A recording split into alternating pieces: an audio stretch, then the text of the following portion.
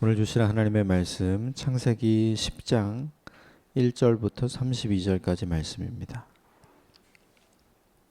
창세기 10장 1절부터 32절까지 본문 말씀이 길지만 그래도 한번 같이 교독하도록 하겠습니다. 노아의 아들 셈과 함과 야벳의 족보는 이러하니라. 홍수 후에 그들이 아들들을 낳았으니 야벳의 아들들은 고멜과 마곡과 마대와 야완과 두발과 메섹과 디라스요. 고멜의 아들은 아스그나스와 리밧과 도갈마요. 야완의 아들은 엘리사와 달시스와 기띔과 도다님이라.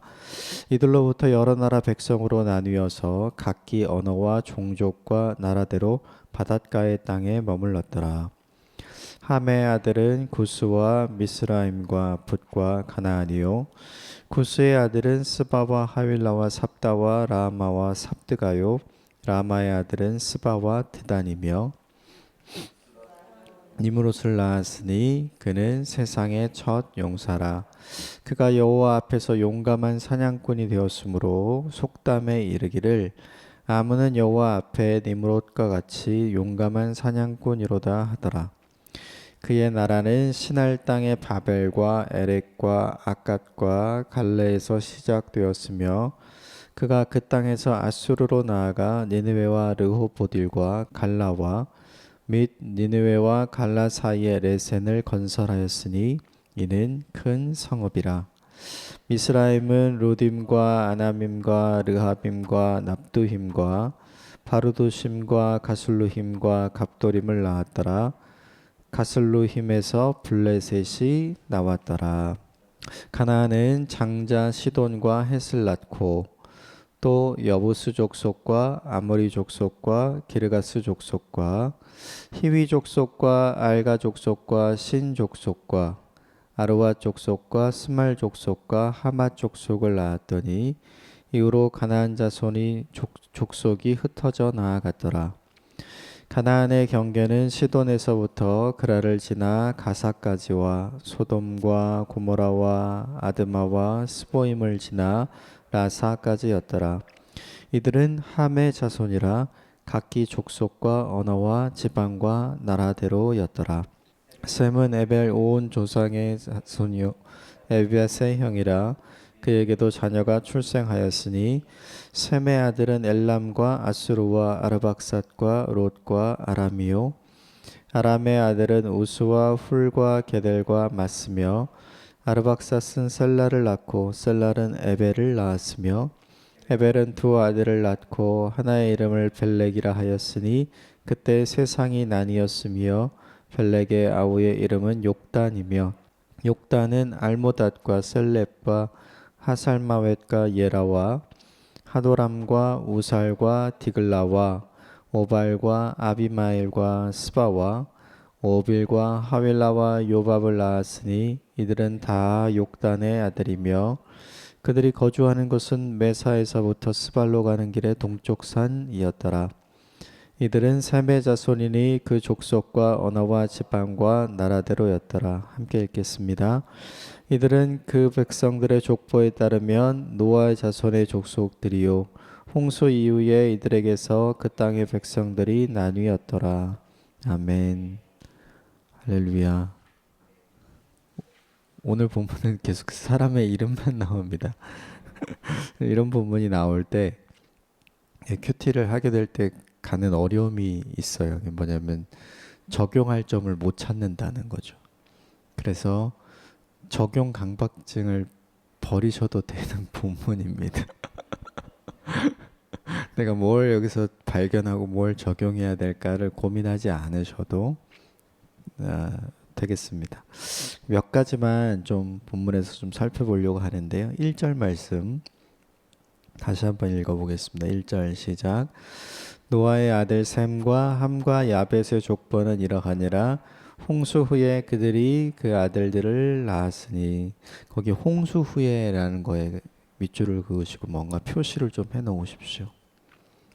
생각해 볼 게 하나 있는데 우리가 얼마 전에 수해 있었잖아요. 수해가 지나가고 나면 사실 아무것도 쓸 수 있는 게 없거든요.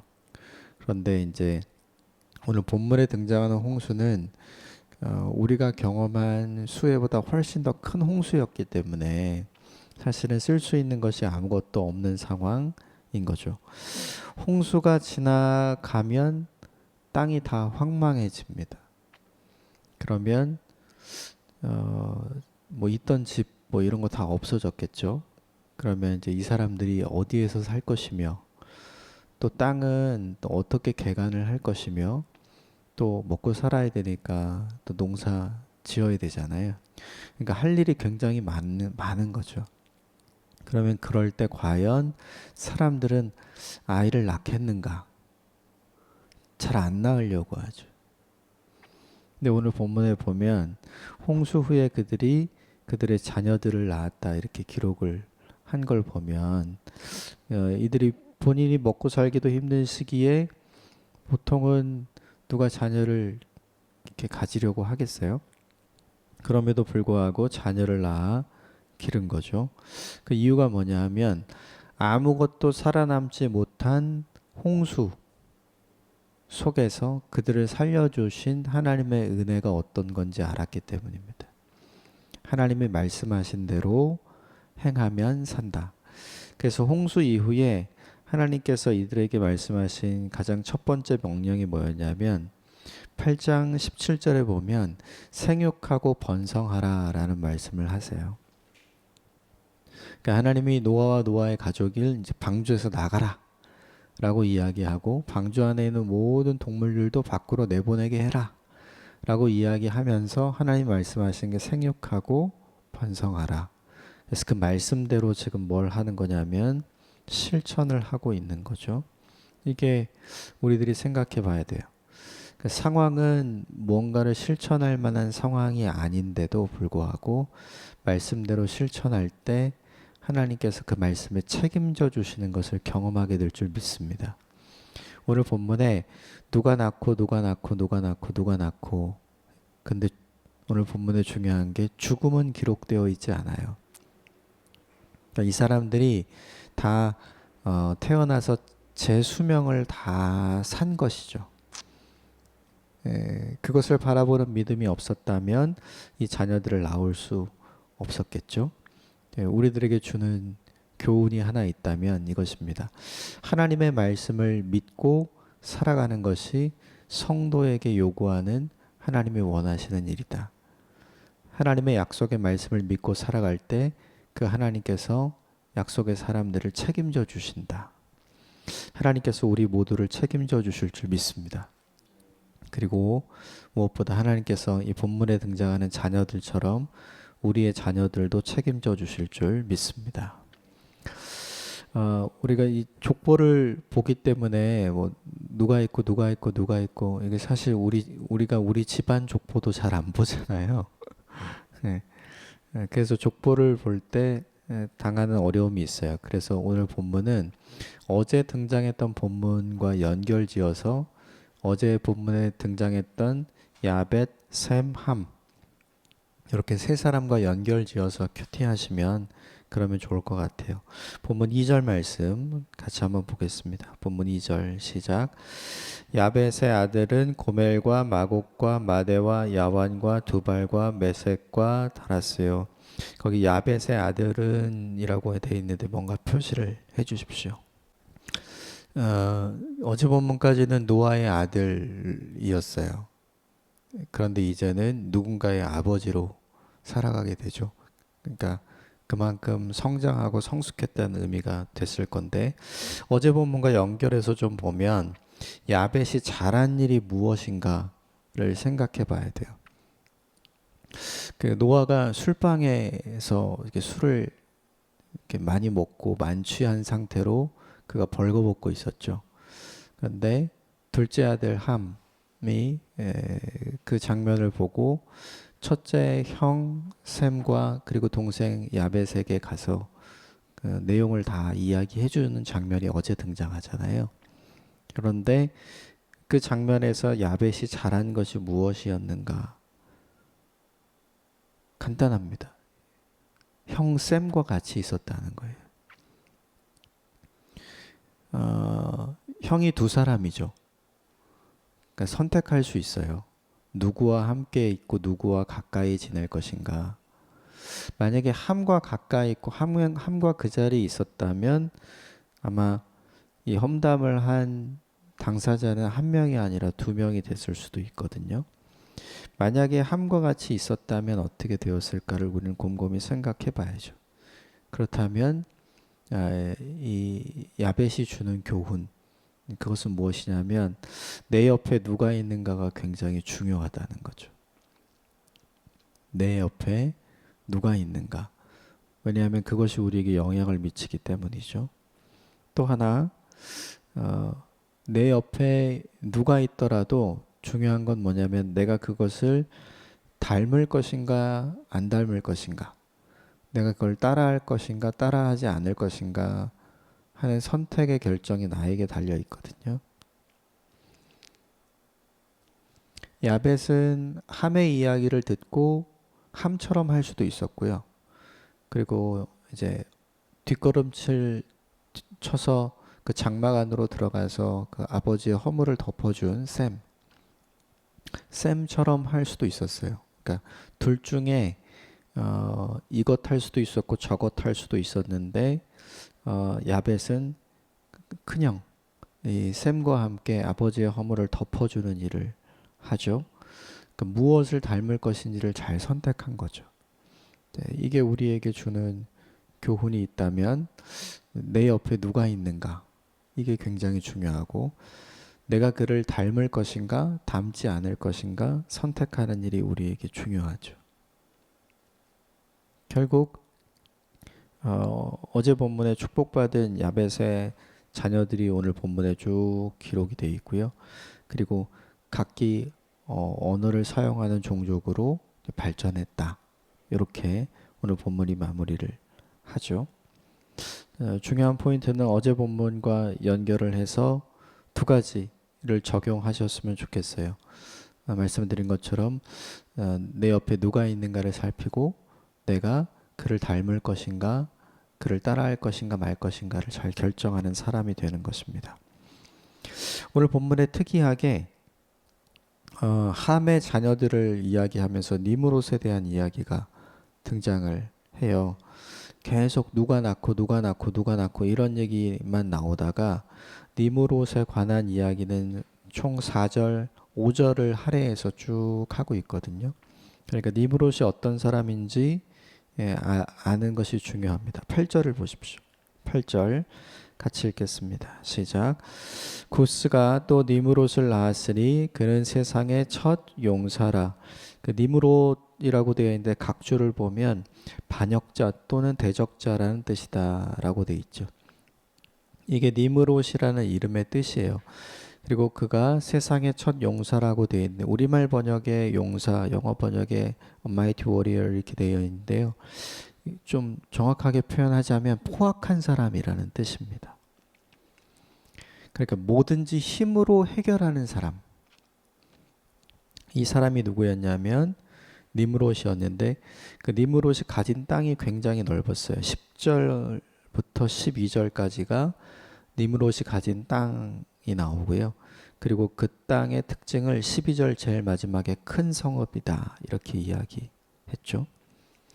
이 니므롯이 누구냐 하면 어제 본문에 등장했던 함의 아들입니다. 어제 본문 함이 잘못한 게 있었죠. 뭐냐면 보고도 해야 할 일을 하지 않았고요. 그리고 알아도 하지 말아야 할 말을 했죠. 그래서 어제 노아로부터 저주를 받게 되는데 그 저주를 받은 결과가 니므롯이라고 본다면 니므롯은 세상에서 상당히 성공한 거예요. 힘 있는 사람이 되었고요. 그리고 큰 성읍을 가진 사람이 되었고요. 세상에서 이를 얕볼 자가 없는 사람이 된 거죠. 그러면 니므롯에게 없어도 되는 존재는 누굴까요? 하나님입니다. 니므롯은 세상에서 강력한 사람은 됐고요. 또 부자도 됐고 또 넓은 성읍을 가진 군주가 되기는 했어요. 하지만 그는 그의 인생에 하나님이 필요 없는 사람으로 전락하고 맙니다. 그래서 오늘 본문 제일 끝에 보면 그 함의 자손들을 통해서 누가 나오냐면 블레셋이 나왔다. 이제 성경에 등장하는 블레셋은 늘 이스라엘 민족을 괴롭히던 족속이잖아요. 그리고 이스라엘 총회에 들어올 수 없는 존재가 되는 거죠. 결국 함이 받은 저주대로 그의 자녀들이 됐어요. 비록 세상에서 성공한 것처럼은 보였습니다. 그러나 하나님이 없는 사람이 됐죠. 이게 우리에게 주는 교훈이 있다면 세상에서 성공을 추구하고 외형을 추구하는 사람을 우리는 성공했다고 표현하기도 하잖아요. 근데 그게 진짜 성공이 아니라는 거죠. 이게 함과 함의 가족이 우리에게 보여주는 역사고요. 그 이후에 함의 자녀들 중에 또 가나안 족속이 등장을 합니다. 15절 이후에 가나안 족속이 등장하는데 이 가나안 족속도 여호수아 시대에 모두 다 쫓겨났던 사람들, 그러니까 하나님의 약속의 땅을 이어받지 못한 사람들이 됐죠.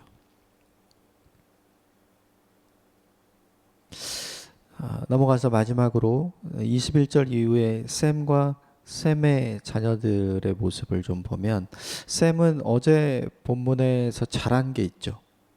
볼 수 있지만 보지 않은 거, 그렇죠?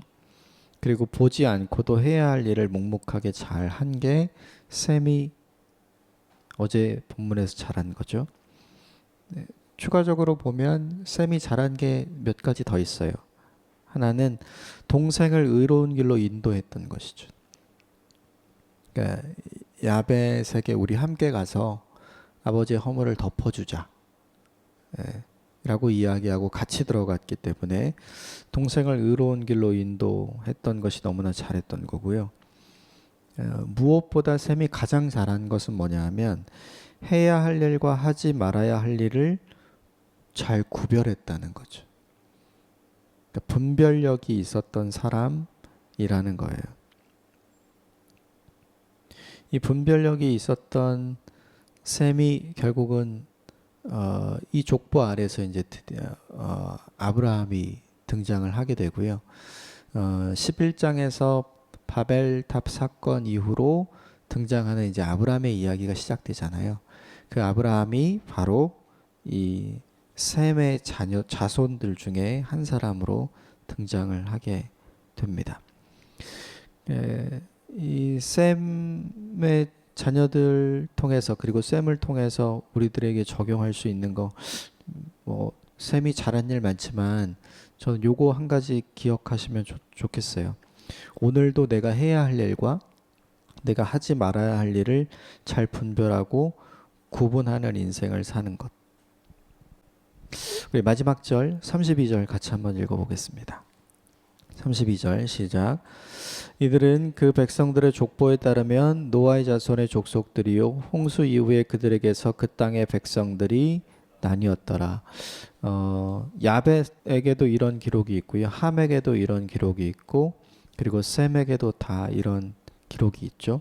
그 족보를 소개하면서 하나님이 말씀하신 대로 생육하고 번성하라 한 대로 그대로 다 됐죠. 근데 이제 어제 본문을 생각해 보면 함의 자손은 이렇게 되면 안 될 것 같잖아요.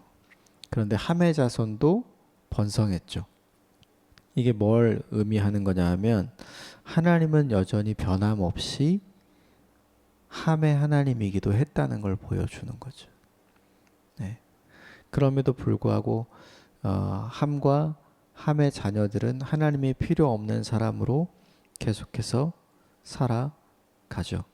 그래서 이후에 성경은 경건한 이 셈 족보에 있는 사람들을 중심으로 쭉 펼쳐지게 됩니다. 오늘 이 사람들 이름이 굉장히 많이 나오잖아요. 우리에게 큰 감동이 없는 본문, 그러나 이제 아까 말씀드린 것처럼 적용 강박증을 버리고 어제 본문과 연결해서 세 사람을 중심으로 오늘 본문을 보시고 큐티를 하시면 하나님께서 또 우리에게 오늘 하루 적용해야 될 것들을 우리에게 말씀해 주실 줄 믿습니다. 말씀을 좀 정리를 해보겠습니다. 야벳이 잘한 거가 있었죠. 내 옆에 누가 있는가를 살피고 그를 닮을 것인가 그를 따라할 것인가 말 것인가를 잘 결정한 것. 이게 야벳이 주는 교훈이었고요. 그리고 함과 함의 자녀들이 주는 교훈이 있었죠. 세상에서 힘 있고 능력 있는 성공한 군주가 되었지만 하나님이 필요 없는 사람이 되어버린 거. 이걸 반대로 적용하면 되겠죠. 예. 하나님이 필요한 사람으로 살아야 되겠구나. 이렇게 적용하면 되겠고요. 그리고 셈, 동생을 의로운 길로 인도했죠. 가족을 의로운 길로 인도하는 하나님의 사람이 되는 것. 무엇보다 해야 할 일과 하지 말아야 할 일을 잘 구별하고 분별력 있는 인생이 되는 것. 이렇게 정리하시면서 오늘 하루 하나님의 사람으로 살아가시기를 주님의 이름으로 축복합니다.